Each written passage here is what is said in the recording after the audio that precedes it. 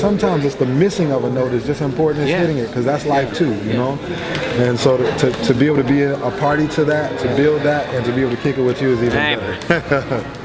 I heard that you are involved in Charlie Mingle's music, and you know a little bit more about it than me. Can you? What? Can you explain the audience about his music and his effect on the music scene in the 50s? Yeah, well, I mean, I wasn't around for it, you know, so everything that I'm saying comes from me reading. Everything that he was creating, there's this through line of struggle in his music. Sort of, you know, everything is laden with a lot of tension. As I understand it, this is how he saw the world and what his experience was like. You're also speaking about a guy that I think sort of gets overlooked as one of this music's greatest arrangers and composers. I think the sentiment being the priority over the notes is really more of a Mingus, you know, trope than some of his predecessors.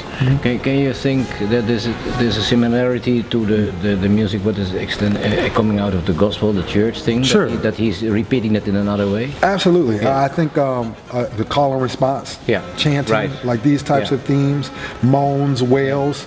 I think a lot of, obviously, the rhythmic sort of fervor that exists in his music as well. I think they come directly out of that space, but also very secular spaces as well.